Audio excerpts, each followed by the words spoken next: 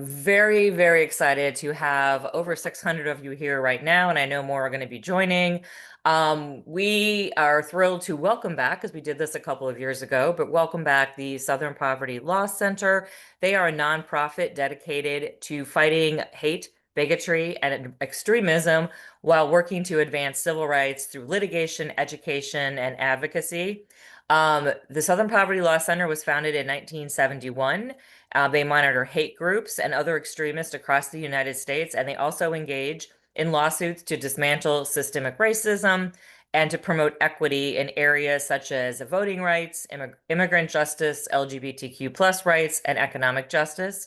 In addition, they have Learning for Justice initiative that provides anti-bias education, resources for schools and for communities. We are really lucky tonight to have multiple members of their staff here to present, so I'm going to let them introduce themselves, and we will get going right now. Great. Thanks so much, Julie. Here to kick it off. So yeah, my name is Caleb Kiefer. I'm a senior research analyst with the Southern Poverty Law Center. And yes, as you mentioned, one of our core programs is tracking, monitoring, exposing organized hate and extremism in the United States. We really view taking the most hateful factions in this country or taking them on as critical to dismantling white supremacy, preserving democracy, and advancing civil rights for all people. So Southern Poverty Law Center tracks hate in various ways. So actually, my colleagues Maya and Rachel and myself are going to give an overview of our kind of state of hate and extremism in the country. And then we're actually going to turn it over to my other colleagues, Lydia and Michael, who are going to talk about our evidence-based prevention work and our policy work to address hate and extremism in the country. So just to kind of dive into it, yeah, as mentioned, we tackle hate and extremism in various ways, but one of the biggest things that we do is each year we release our annual Year in Hate and Extremism report. And really, this is a comprehensive analysis of the organized hate and extremist movements and the infrastructure upholding white supremacy in the United States. The report chronicles trends of hate groups, kind of their propaganda, what their activities are. Did I lose the screen there? Oh, my apologies. I clicked something there. Um, really exposes the players who are driving extremism and breaks down commonly used tactics and code words that are used among hate groups and the hard right. And really, we've been doing this for over 30 years. We've been releasing this report. So it's really become a benchmark showing just the footprint, the trends, and the state of hate and extremism in the United States. And Rachel, can you go to the next slide? So in 2024, we tracked 1,731 hate and anti-government extremist groups. As you can see by the map here, they're kind of spread all throughout the country. And really, the the the report is retroactive, so each year we take a full calendar year to look at all the groups, look at their trends, look at their activity, look at kind of what's motivating and activating them, and then we release our findings the following year. So when we say 2024, that was the full calendar year of how we've been tracking the groups. And the groups who are on the map, them and their leaders are really behind pushing rhetoric and actions that drive white supremacy in the country, that push anti-Semitism, Islamophobia, anti-immigrant sentiment. They're responsible for vilifying LGBTQ people, vilifying inclusive and government institutions. So the groups on our list are not all uniform in the tactics when it comes to kind of pushing their ideologies. So some are more kind of hyper local focused, some are more nationally focused, others kind of focus more on state issues.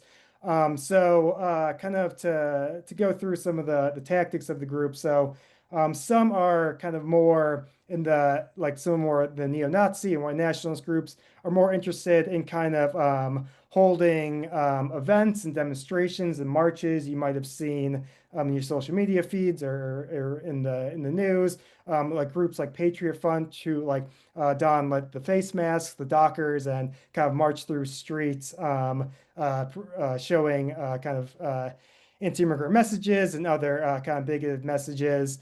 You also have groups that might drop into a community and drop racist flyers, put racist stickers all over the place. And really, this is meant to intimidate communities. It's meant to, and also as a recruitment effort as well. And then you also have groups who might show up, like the Proud Boys, who might show up to maybe social justice protests and maybe try to cause chaos and stoke violence. Then on the other side, we also track groups who are very much interested in using the levers of power, and they want to use electoral politics to inject their type of extremism and bigoted ideas into our political process. So, I mean, these groups might be active in the Beltway in Washington, D.C. They might be actively in state legislatures. They might be working in school boards and in other education areas to inject their ideology.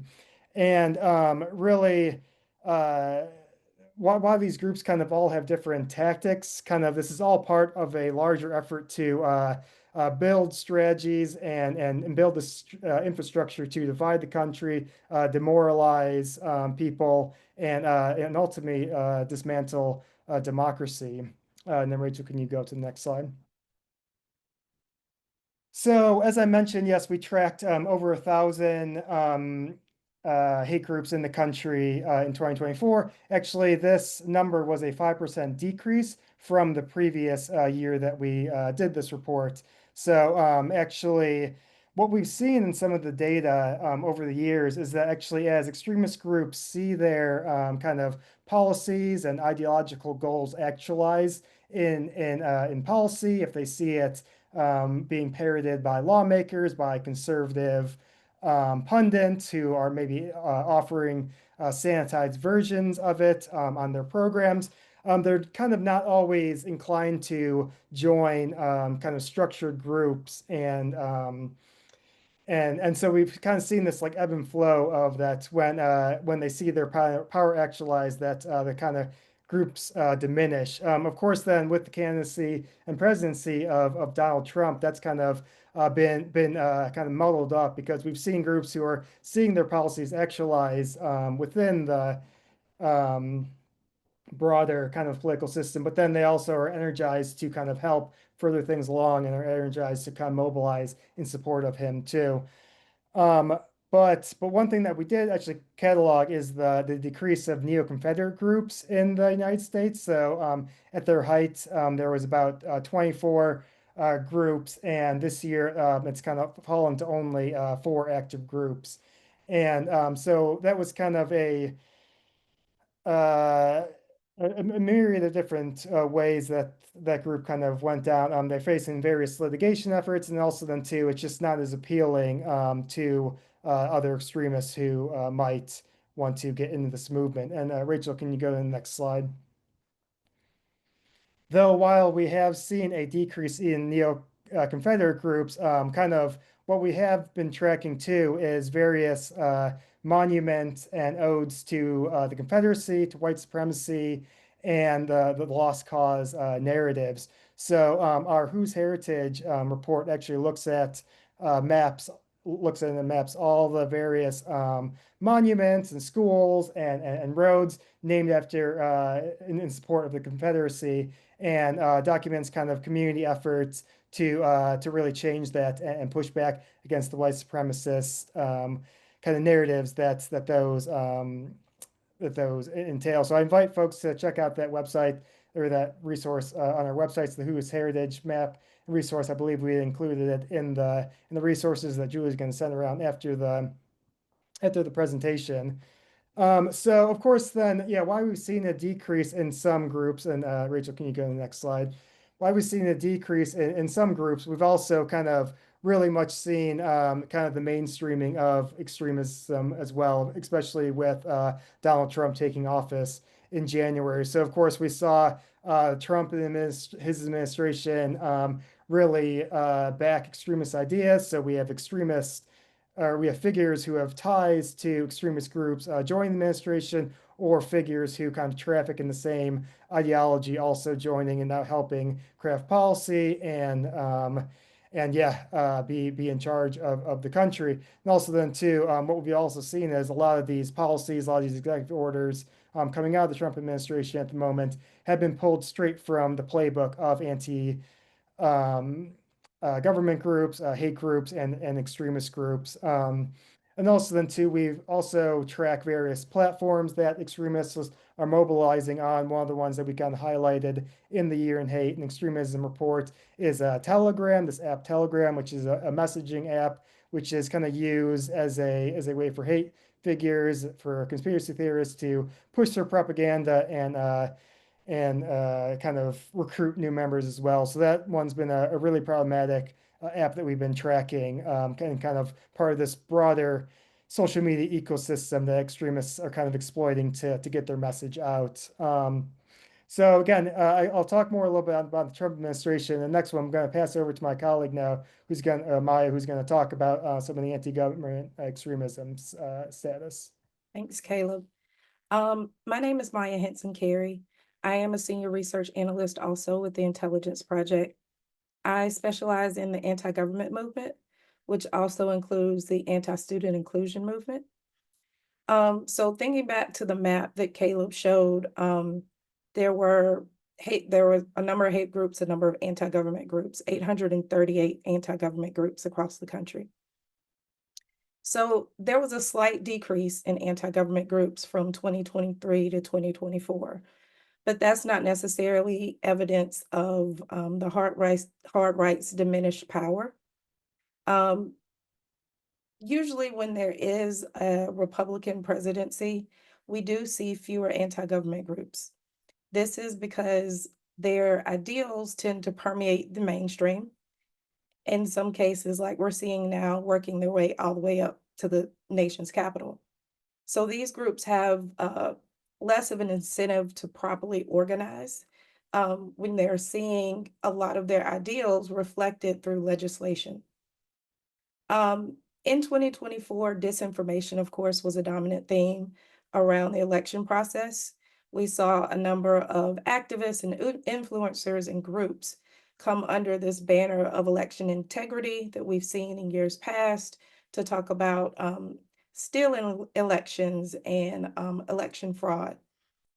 Trump's reelection kind of quieted this narrative, not like we saw in 2020. But the anti-government militia movement also continued to decentralize into regional groups.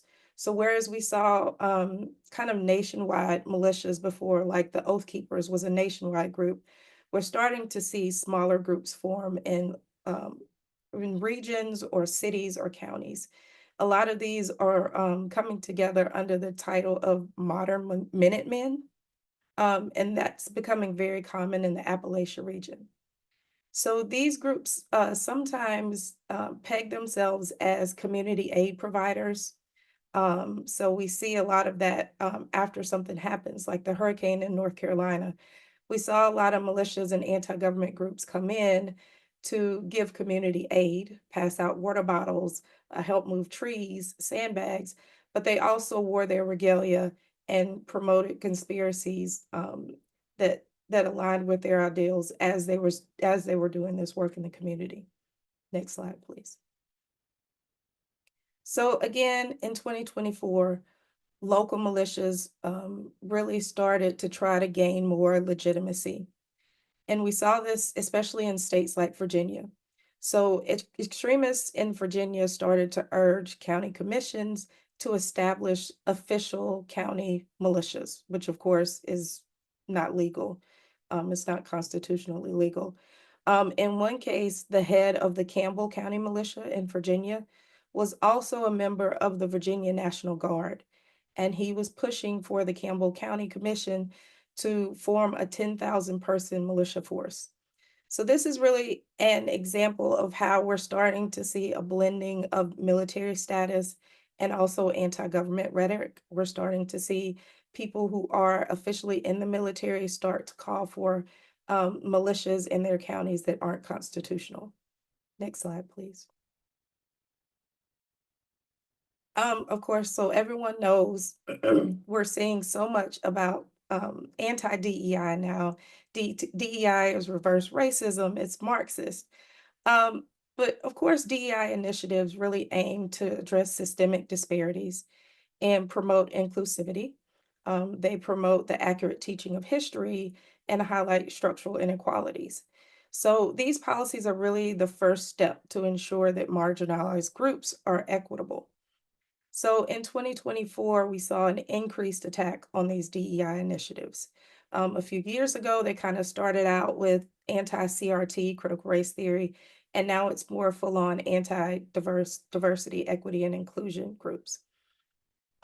So we see a lot of these DEI programs mischaracterized as undoing a meritocracy or giving unearned positions to people just because of their gender or race or religion. And we also saw the scapegoating of diverse leaders. So the president of Harvard, who was a Black woman, also after Trump's assassination attempt, the head of the Secret Service, who was a woman, there were a lot of calls for them to be fired because, of course, they got into these positions that they didn't really earn and they weren't qualified for.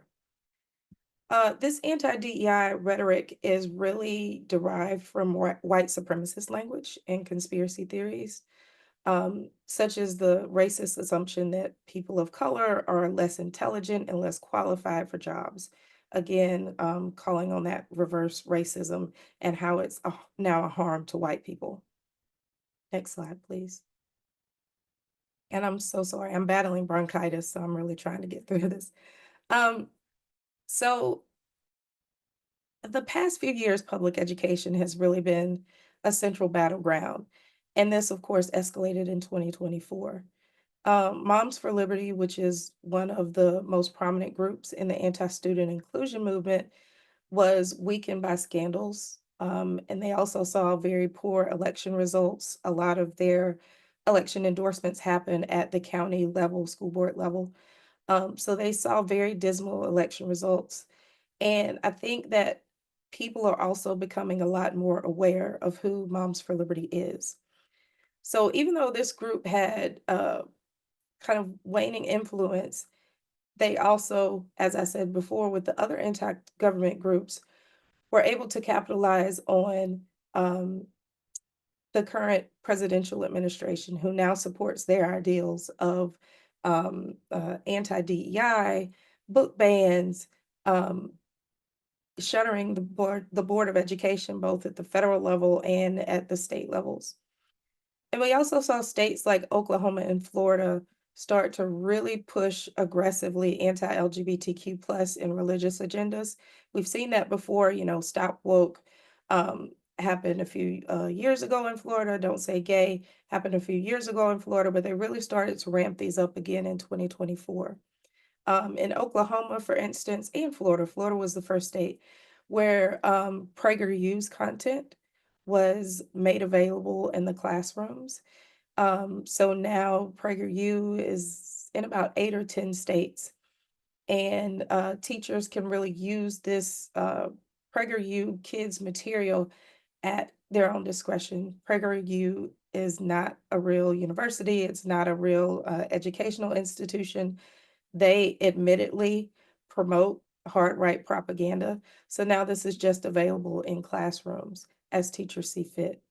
We also saw a lot more mandatory Bible education. This also came about in Oklahoma as well. We've been watching book bans for the past few years. Of course, this also skyrocketed in 2024. PEN America reported over 10,000 instances of book bans in 2023-2024. So the 23-24 school year. Next slide, please. So just a note on what I'm calling anti-student inclusion groups. These are the groups that you probably hear themselves called as parental rights groups or parents' rights groups. At SPLC, we thought it was really important not to give them that platform of fighting for parents' rights or co-opting the term parents in their fight to really um, fight for a very small demographic of parents and students, so mainly white, straight, cisgender, Christian parents and students. So at SPLC, we do refer to these groups as anti-student inclusion groups.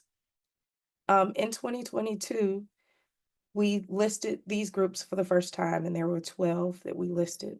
The number increased in 2023, and this is our current 2024 listing of anti-student inclusion groups. So we list these on our hate map along with all of the chapters.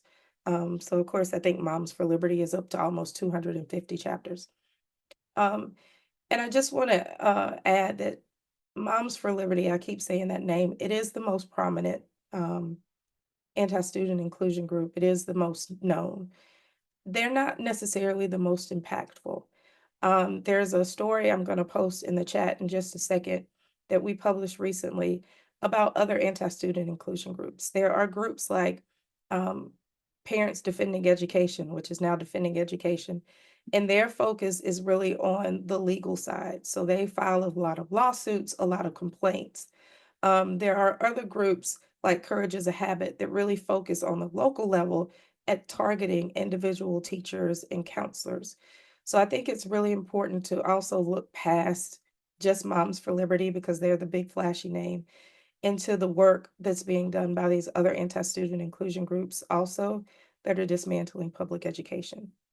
I'm going to post that story in the chat and I will pass it back to Caleb. Thanks, Maya.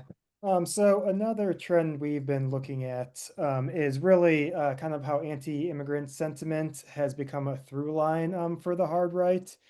So we're really seeing language and ideas that were kind of once regulated to white nationalists, anti-immigrants, and kind of neo-Nazi circles really being pushed and dragged into mainstream political discourse. So of course, we're really seeing like a stepping up of fear-mongering around changing demographics in the country, alarmism about this kind of false fears of a so-called white genocide, really playing up this myth of the racist Great Replacement conspiracy theory, which is a conspiracy theory that claims that white people are being displaced and replaced in Western nations. It's kind of been a long animating conspiracy theory for a lot of the hard right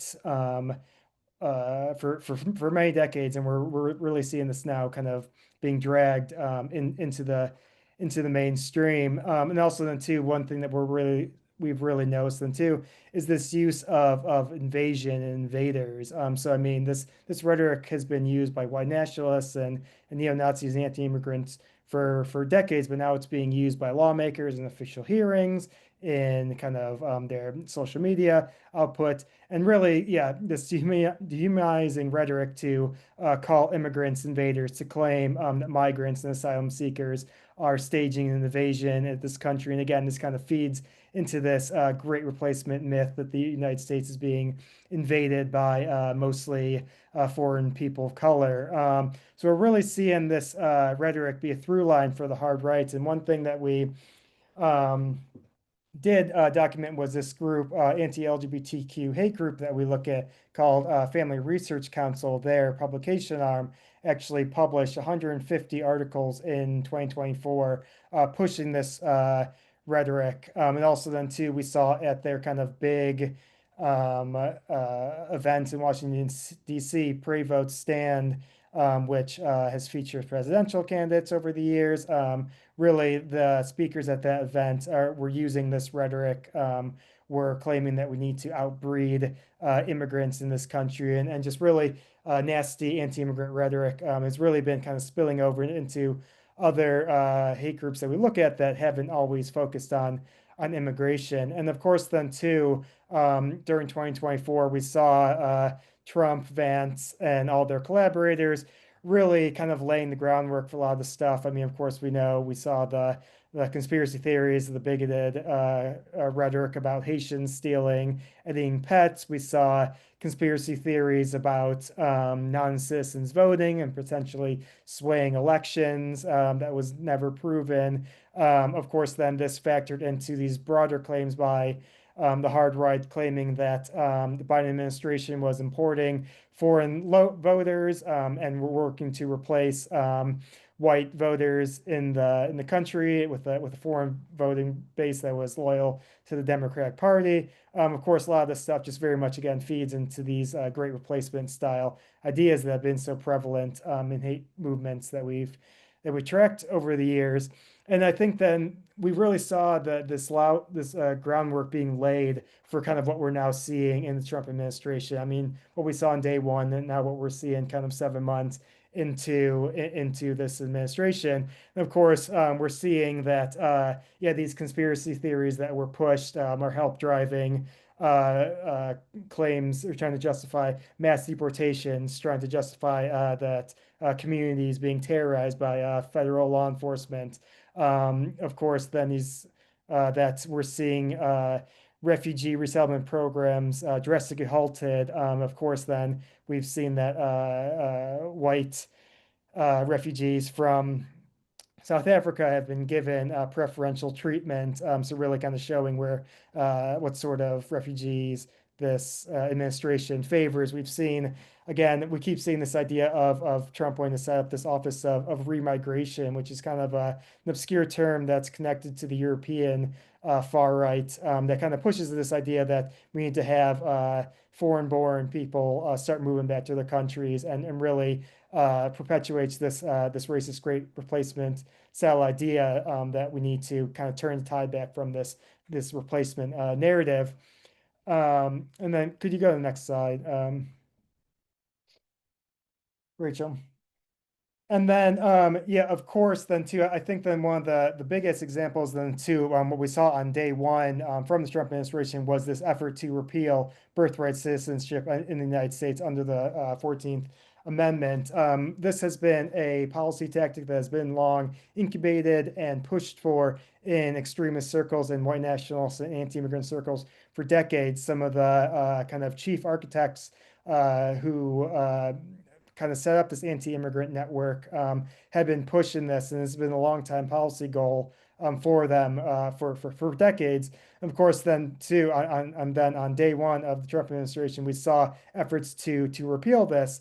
And of course, then this just very much is rooted in anti-immigrant sentiment. This is rooted in kind of fear of changing demographics about kind of what it means to be American and who actually gets American citizenship in this country. And of course, then too, as I mentioned earlier, we've seen Trump staff his administration with figures who, yeah, have extremist ties or push extremist rhetoric. Of course, I'm sure you're all familiar with the man on the screen, Stephen Miller, who, yeah, was with Trump in the first administration and has now returned. We've documented Stephen Miller in his anti-immigrant kind of zealotry. We've documented him pushing white nationalist literature. We've documented him kind of stoking these demographic fears, these fears around this kind of white genocide myth and great replacement myth. And of course, then too, another figure who yeah, is now staffing and leading the efforts for the mass deportations, Tom Homan, who's now a border czar, also returned in the Trump administration. We tracked Tom Homan during the Biden years, was working with anti-Muslim and anti-immigrant hate groups that we track in various projects and endeavors. And then, of course, then once Trump got back in office, he again left those positions and joined the White House. Is now leading up the Department of Homeland Security and ICE efforts to round up immigrants in this country. And of course, then too, one thing that we're also seeing is this kind of great replacement style rhetoric, like invasion, really being used to justify these executive orders. Of course, then we saw the Trump administration invoke the Aliens Enemies Act to try to start deporting people without due process. This was kind of based on this idea that the United States is being invaded by migrants, invaded by immigrants, and really just once again, just feeds back all into this nasty kind of white nationalist great replacement style rhetoric. And then, so when you're seeing all this stuff, I think then at this moment we're really seeing our kind of I would say that we're seeing immigration policies really doing a stress test on democracy in this country. I think that it's kind of leading to they're using it to kind of push the bounds and seeing kind of where they can erode the levers of democracy using immigration policies. So we've been really active in trying to expose this, kind of showing that these ideas and extreme policies didn't kind of come out of thin air, that they've really been incubated and tested by extremists in extremist circles for decades, and are now kind of being used in this playbook by the Trump administration to justify their policies and their agenda. So we'll continue to keep an eye on that throughout the year. I'm sure we'll have some more results in our next report. But with that, I'm going to turn it over to my colleague Rachel.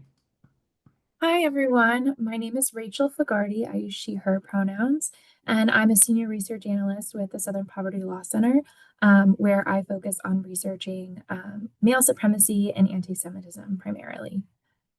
So many of the trends that my colleagues have already outlined today are exemplified by Turning Point USA. TPUSA is a well-funded, hard-right organization with a tremendous amount of influence in conservative politics, as well as links to SPLC identified extremists. TPUSA began as a student organization committed to promoting conservatism on campuses, and they currently claim to have over 3,500 chapters on high school and college campuses across the country. But in the decades since its founding, its influence has grown far beyond university campuses and K-12 classrooms.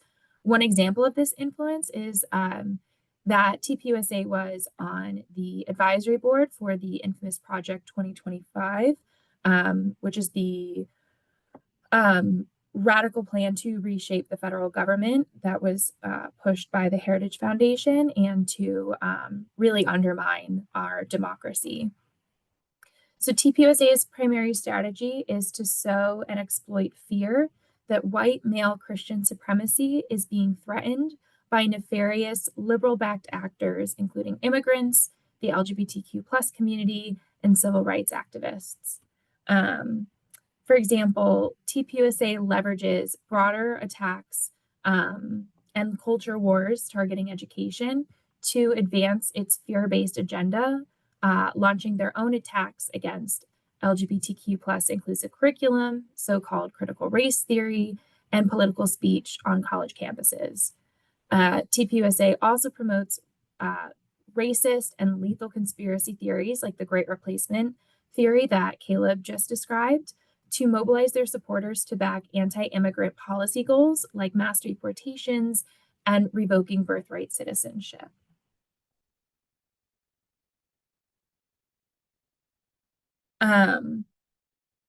TPUSA also promotes a very narrow vision of womanhood and decries any activity that deviates from a rigid gender dichotomy rooted in stereotypes and male supremacy. The organization calls on women to abandon their education and career aspirations in exchange for a singular focus on marriage and motherhood. This vision was on full display last month at their annual Young Women's Leadership Summit, where organizers dressed up regression and traditionalism in florals and pastels and sold it back to the audience as liberation. By putting women at the forefront of its male supremacist work, TPUSA can reframe these traditional gender roles as empowering rather than regressive and soften its image to make the group's messages on immigration or transphobia more palatable to mainstream audiences.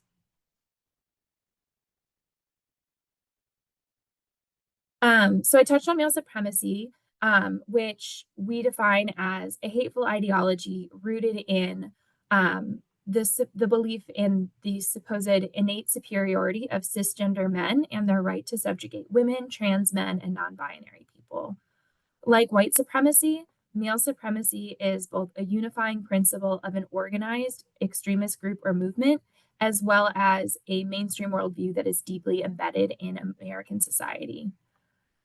The Southern Poverty Law Center currently lists 16 active male supremacist hate groups in the US, but this ideology is a central facet to many of the other ideologies we list, including, as we just touched on, groups like Turning Point USA. Many of the groups that we list reflect a rise in so-called alpha male social media influencers. These men peddle pseudoscientific advice about physical health, relationship guidance that promotes misogyny and rigid gender roles, and predatory get-rich-quick schemes. These influencers and the groups and networks that they build use social media algorithms to fuel the spread of toxic masculinity and hate-based ideologies that exploit isolated young men by offering identity through dominance while increasing real-world harm, radicalization, and belief in extremist conspiracy theories. One prominent example of this trend, as well as the links between male supremacy and other hate-based ideologies, can be seen in Nick Fuentes. Nick Fuentes is a prominent white nationalist live streamer who promotes racist conspiracy theories, regularly praises Hitler, and advocates repealing women's right to vote, among many other harmful beliefs. On election night in November 2024, Fuentes tweeted, "Your body, my choice, forever," which received over 100 million views and helped ignite a misogynistic social media campaign. On X, the Institute for Strategic Dialogue documented a 4,600% increase in mentions of the phrase, "Your body, my choice," and other misogynistic language about women's place in the kitchen or repealing their right to vote in the 24 hours following Election Day. On other social media platforms like TikTok, women reported being inundated with comments like "Your body, my choice," alongside threats of violence. And in classrooms, parents reported their daughters were being taunted with this phrase. I will now turn things over to my colleague Lydia, who can better dive into these predatory social media algorithms and what you can do to confront this kind of bigotry in your communities. Awesome. Thanks, Rachel. Hi, everyone. My name is Lydia Bates. I use she, her pronouns, and I am the Senior Program Manager for Partnerships at the Southern Poverty Law Center. So in addition to some of the stats that Rachel just talked about, studies have also shown that algorithms help disseminate male supremacist content. One study out of Dublin City University found that new TikTok and YouTube Shorts accounts are fed manosphere content within just 26 minutes of being online. And exposure to such content impacts the way young people view interpersonal relationships, with research showing that young people exposed to misogynistic online content are twice as likely to believe there should be a more dominant person in a relationship, and also 5 times more likely to believe physically hurting someone is acceptable. So to help combat the rising tide of male supremacist beliefs, in December 2024, we published Not Just a Joke, Understanding and Preventing Gender and Sexuality-Based Bigotry. So developed in partnership with researchers at the Polarization and Extremism Research and Innovation Lab, which I'm now just going to refer to as PERIL. This guide provides an overview of male supremacy and anti-LGBTQ plus hate, and describes how the two intersect and mutually reinforce each other alongside other hateful ideologies. Not Just a Joke also helps readers identify warning signs that a young person has become susceptible to these ideologies. It gives them ways to respond, as well as ways to build resilience against manipulation. And the guide ends by providing information and resources on ways to support and care for those who have been targeted or harmed by these bigoted ideologies. Next slide, please, Rachel. Not Just a Joke is part of SPLC and PERIL's public health approach to preventing radicalization and the harms associated with the spread of manipulative disinformation. Since 2020, SPLC and PERIL have been working in partnership to help prevent radicalization and manipulation through a public health approach to primary prevention. So there's 3 main tiers to preventing extremist harm. The third one focuses on de-radicalization and public safety. And those who are working in this space are typically working with people who have already become highly susceptible to supremacist ideologies. They might have already joined a hate group. Secondary prevention focuses more on mental health, family counseling, and is more heavily based on public-private partnerships to intervene when people or communities might need extra support to respond to hateful incidents. And then primary prevention focuses at the community level and relies on building and maintaining community trust through accountability and transparency. These approaches are adaptable and responsive to local needs and are focused on sharing information and resources about supremacist ideologies before individuals are exposed to those ideas. And being rooted in a public health approach means our primary prevention work aims to build a socially just world where community members value each other's social, economic, and political interdependence, and protect each other against anti-democratic and supremacist movements. These approaches go beyond creating resilient individuals to bolstering resilient, inclusive, and non-carceral systems.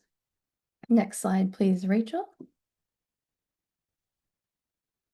So prior to publishing Not Just a Joke, SPLC and Peril published our Parents and Caregivers Guide in 2020, and then our Building Networks Guide in late 2022.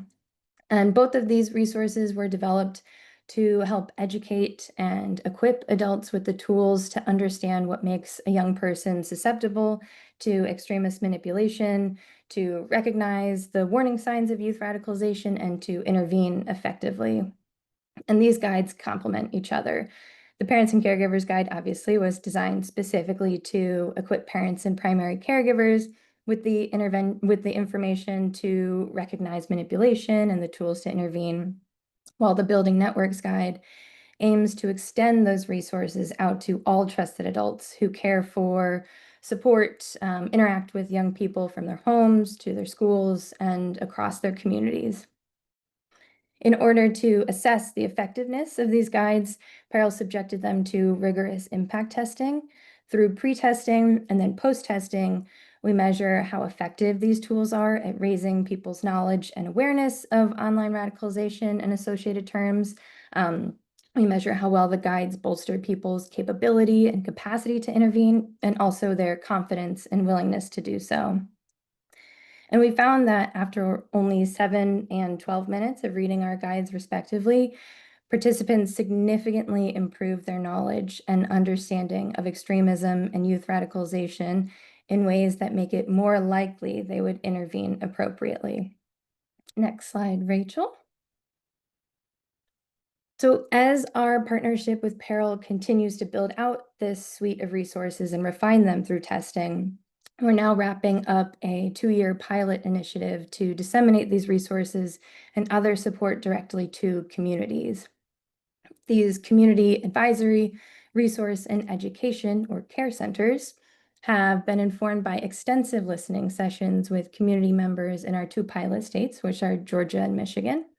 And care centers are based on a 22-year-old German model of confronting, documenting, and responding to hate-motivated violence.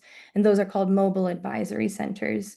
So similar to those German mobile advisory centers, our care centers draw on a public health framework to strengthen and support existing networks or to help create new networks of community leaders to develop and sustain community-based resilience against radicalization. Care center support comes in the form of trainings about extremism, about the radicalization process and personal safety. Support also comes as resources for those who have been targeted by hateful actions or language. Care center support comes as information about the landscape of hate ideologies and groups in your community and guidance on starting safe and proactive conversations with young people about manipulation and disinformation.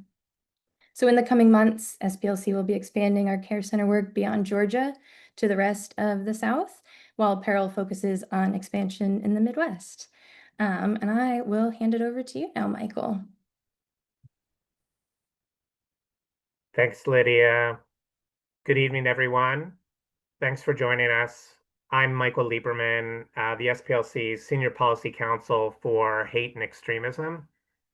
When we issue our annual Year in Hate and Extremism report documenting the nature and magnitude of current threats for individuals, for communities, and for our democracy, we feel a responsibility to develop and promote policy solutions to address these threats. When we expose the players, the tactics, the code words of the hard right, we want to inspire communities and individuals to fight for the multiracial, inclusive democracy that we all deserve. We want to educate people and inspire them to fight back. And that's where red wine and blue and all of you come in.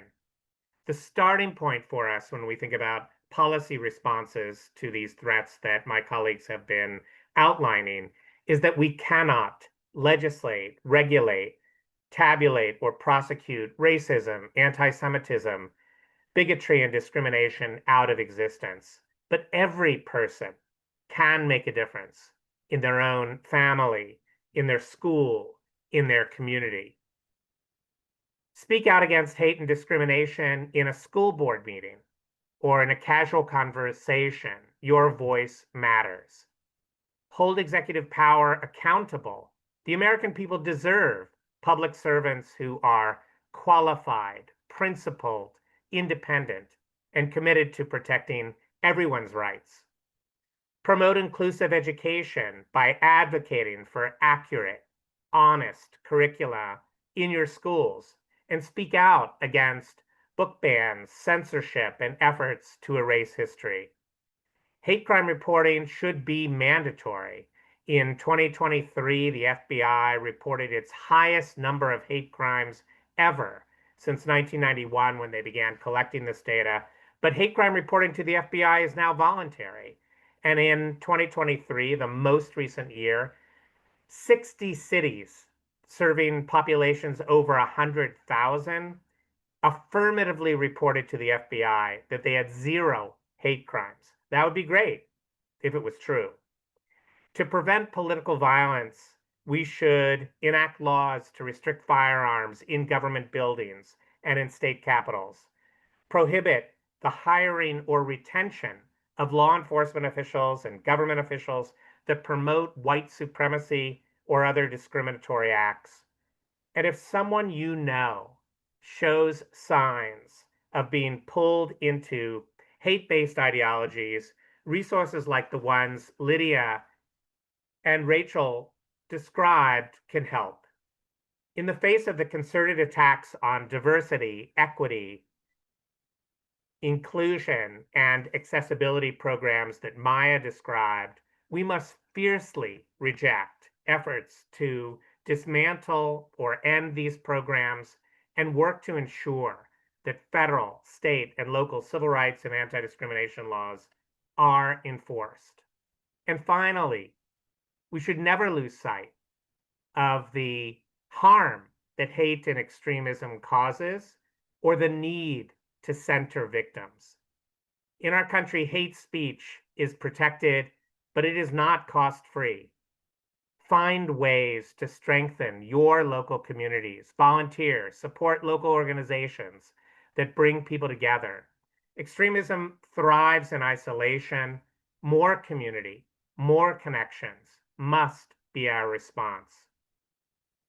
So thank you, Red Wine and Blue, for the work that you do. Thank you for sponsoring this webinar. Thanks to all of you for participating. Thank you for what you do. Thank you for what we can do together.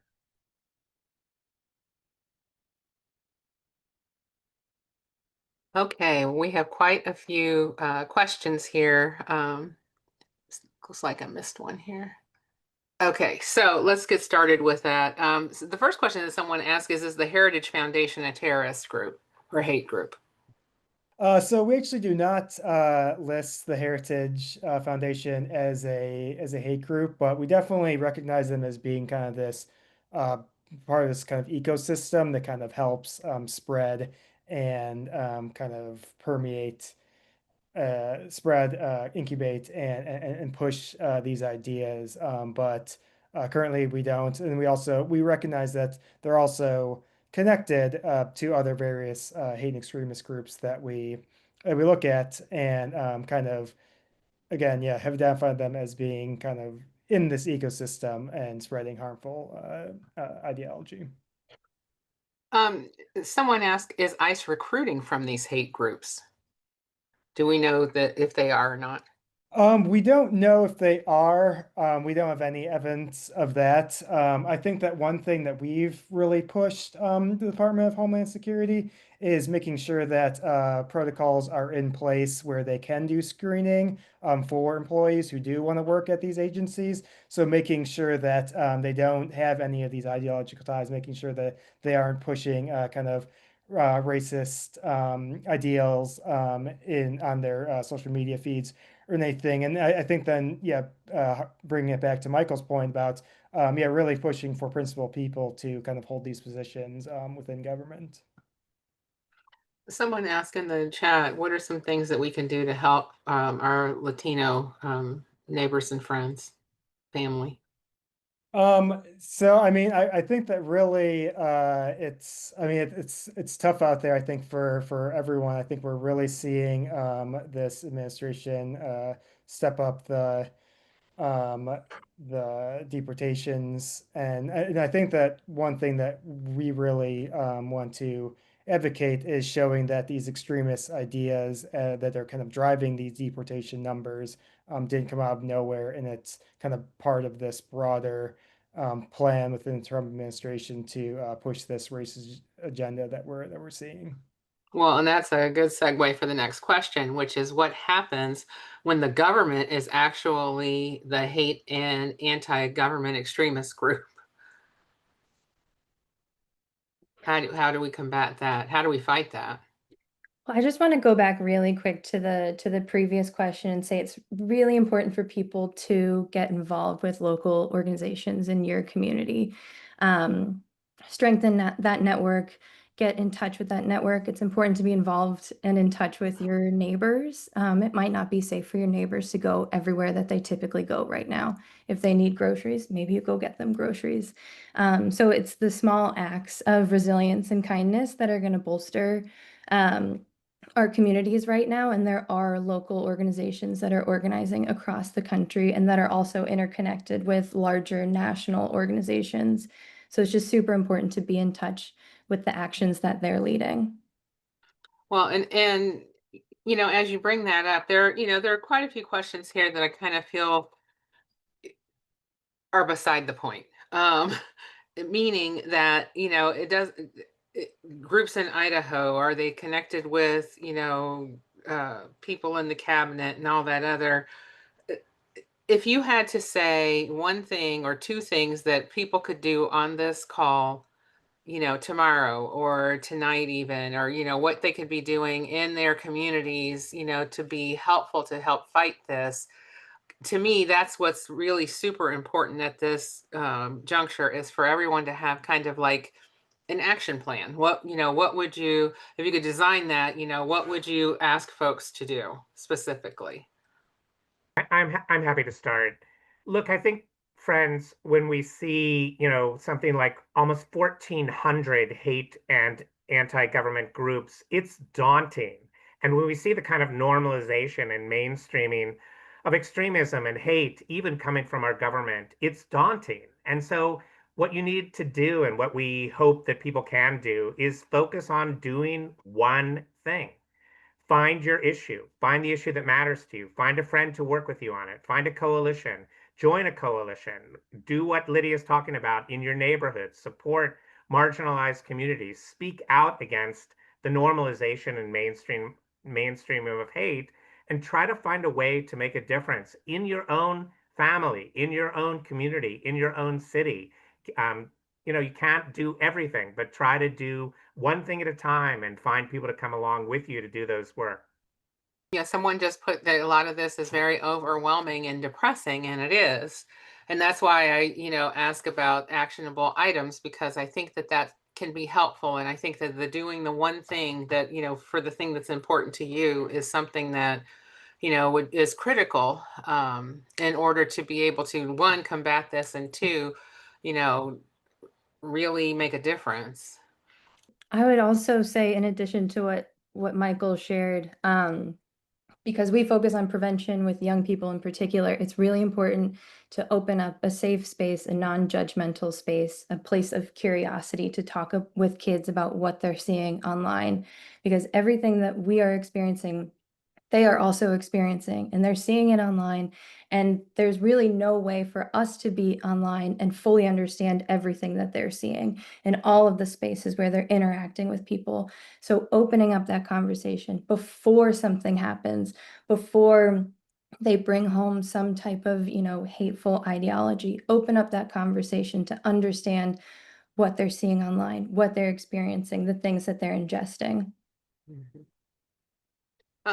Do any of these militia groups have women at the head of their leadership, or any of these hate groups at all, besides Moms for Liberty? Yeah, women play, and I'll let Maya maybe talk more about Moms for Liberties and the anti-student inclusion groups if she wants to chime in. Women play an interesting role in the hard right. Due to the male supremacism and other forms of supremacism that kind of lie at the heart of these ideologies, they very rarely play a role, a leadership role in these groups, but they play a very important role in sort of building the collective identity, recruiting other people to join, sort of softening the extreme messages to make these extremist ideas more palatable and more appealing to mainstream audiences. And so I feel very strongly that we ignore women's contributions to the hard right at our own peril, even if they're not sort of the loudest, most extreme people making the news. Yeah. I just looked at the time, and I know that we are at the end of our evening. Julie, I'll kick it back over to you. Thank you all, though, for coming. This was super informative. Yes, thank you all so much. I do want to say one thing. I was looking in the chat, and when you all were presenting about those, anti-parent or the parents' rights groups, and there was a lot of questions about how do we fight back against them? And here's what you guys do. You show up at your school board. You get involved at the local level. There are hate groups across the country. You can't take on all of them. What you do is you get involved locally. Do you want to know why Moms for Liberty lost so many of their races, like they talked about? Because you guys talked to your friends on the soccer sideline and told them what that group was all about. And when they showed up on the ballot, you said, don't vote for them. And you know what? They lost. It takes all of us getting involved in our local communities, and I've been dropping links. If you're interested, we have a program called Trouble Nation where we help you start a group. There's 850 groups already around the country, so find one, get involved. This is how we combat it. We do this at the local level, and we are here to help you. So Red, White, and Blue, if you go to our YouTube channel, I know many of you have been asking about the recording of this event. We do put all of our events on our YouTube channel. We also have all of our trainings on our YouTube channel. So go find our troublemaker trainings about how to fight book bans, about how to start a group, about how to talk at a school board meeting. It's all there. And that's what we need to be doing right now. You need to take your little piece of the world and you need to fight at that local level and you make that difference. And if we are all doing that, we are going to push back on this. So I appreciate everyone's time so much tonight. Thank you so much to everybody from the Southern Poverty Law Center for presenting us with this information. Thank you to Julie, as always, for her amazing grasp of getting the right questions out here into the world. And we will see you all hopefully very soon at another event. Good night, everybody.